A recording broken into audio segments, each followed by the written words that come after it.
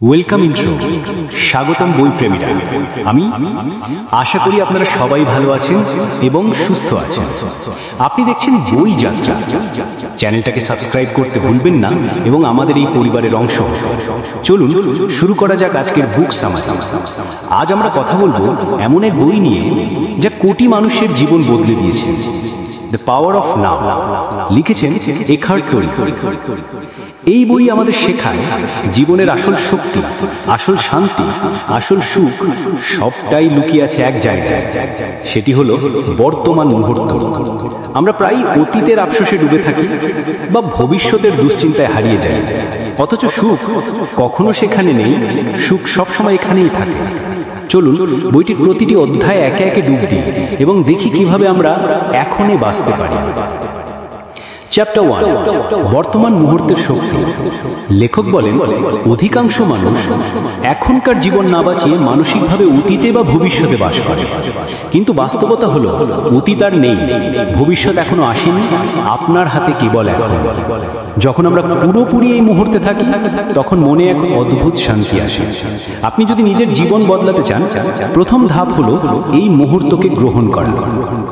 ছোট্ট অনুশীলন, প্রতিদিন কয়েকবার নিজেকে প্রশ্ন করুন, আমি এখন কি করছি, আমার মন কোথায়, এবং মনোযোগ ফিরিয়ে আনি।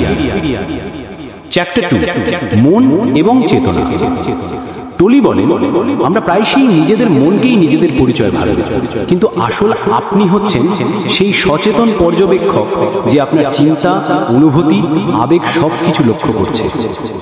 মন সুন্দর একটি যন্ত্র, কিন্তু নিয়ন্ত্রণহীন হলে এটি সমস্যার কারণ হয়। অতিরিক্ত চিন্তা মানসিক চাপ বাড়ায়। টিপস: প্রতিদিন 5 মিনিট নীরব বসে কেবল শ্বাস প্রশ্বাস লক্ষ্য করুন। চিন্তা আসলে তাদের যেতে কোনো প্রতিক্রিয়া দেবে না। চ্যাপ্টার 3, বর্তমান মুহূর্তে প্রবেশ। বর্তমানে বাঁচা মানে মনকে শূন্য করা নয়, বরং শরীর ও ইন্দ্রিয় দিয়ে মুহূর্তটাকে অনুভব করা। হাঁটার সময় পায়ের নিচের মাটি অনুভব করুন, বাতাসের ঠান্ডা বা উষ্ণতা টের পান। এভাবে আপনি মনের বাইরে এসে শরীরের অভিজ্ঞতায় ডুবে যাবেন। তখন আপনি বুঝবেন যে এখনই সব ঠিক আছে। চ্যাপ্টার 4, সময়ের ভ্রান্তি।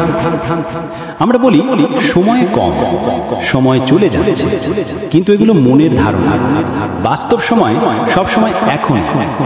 অতীত আসলে স্মৃতির ফাইল, আর ভবিষ্যৎ কেবল কল্পনার নকশা। যখন কাজ করছেন পুরো মন দিয়ে সেই কাজ করুন, একসাথে হাজারো চিন্তা। চ্যাপ্টার 5, এখনকে আলিঙ্গন করা। অনেকে মনে করেন পরিস্থিতি বদলালেই আমি সুখী হব, কিন্তু টলি বলেন সুখ আসে পরিস্থিতিকে গ্রহণ করার মাধ্যমে। আপনি যদি যা ঘটছে তা মেনে নিতে পারেন, আপনার মনে প্রতিরোধ কমে যাবে আর সেই মুহূর্তে শান্তি আসবে। মেনে নিন, যদি বদলানো সম্ভব হয় বদলান, না হলে শান্তভাবে গ্রহণ করুন। চ্যাপ্টার 6, ব্যথার শরীর। আমাদের মধ্যে জমে থাকে অতীতের কষ্ট, রাগ, অপমানের স্মৃতি, এগুলোই ব্যথার শরীর। কোনো ঘটনা ঘটলেই এটি সক্রিয় হয় এবং আমরা অপ্রয়োজনীয় প্রতিক্রিয়া দিই। সমাধান হলো, যখন আবেগ জাগে সেটিকে চুপচাপ লক্ষ্য করুন। প্রতিক্রিয়া না দিলে এটি দুর্বল হয়ে যাবে। চ্যাপ্টার 7, সম্পর্ক ও বর্তমান মুহূর্ত। সম্পর্কে সমস্যা হয় কারণ আমরা সত্যিকারের অর্থে একে অন্যকে শুনি না। আমরা সঙ্গীর কথা শুনতে শুনতে মনে উত্তর ভাবতে থাকি। তো সম্পর্ক উন্নত করতে হলে যখন কেউ কথা বলছে তখন পুরো মনোযোগ দিয়ে শুনুন। বিচার নয়, প্রতিক্রিয়া নয়, শুধু শোনার অনুশীলন করুন। চ্যাপ্টার 8, অভ্যন্তরীণ শান্তি। শান্তি আসে না বাইরের জগৎ বদলালে, শান্তি আসে নিজের ভেতরের চেতনা বদলালে। আপনি যখন এই মুহূর্তে বাঁচবেন তখন বাইরে ঝড় চললেও ভেতরে শান্তি বজায় থাকবে। টিপস: প্রতিদিন কিছু সময় নীরব ধ্যানে কাটান। চ্যাপ্টার 9, মৃত্যুর সত্য। মৃত্যুর ভয় আসলে ভবিষ্যতের ভয়। টলি বলেন, মৃত্যুকে মেনে নিলে আমরা জীবনের গভীরতা বুঝতে পারি। টিপস: মৃত্যুর চিন্তা আপনাকে এখনকার জীবনকে আরো মূল্যবান মনে করায়। চ্যাপ্টার 10, আলোক প্রাপ্তি। আলোক প্রাপ্তি কোনো অলৌকিক অবস্থা নয়, বরং সচেতনভাবে বেঁচে থাকার প্রক্রিয়া। যখন আপনি এখনই বাঁচবেন তখনই আপনি মুক্তি পাবেন। টিপস, প্রতিটি মুহূর্তকে উপভোগ করার অনুশীলন করুন। হাঁটা, খাওয়া, কথা বলা, সবকিছু। বন্ধুরা, দ্য পাওয়ার অফ নাও আমাদের মনে করিয়ে দেয় সুখ, শান্তি, মুক্তি কোনো দূরের জিনিস নয়, বরং সবকিছু লুকিয়ে আছে এই মুহূর্তে।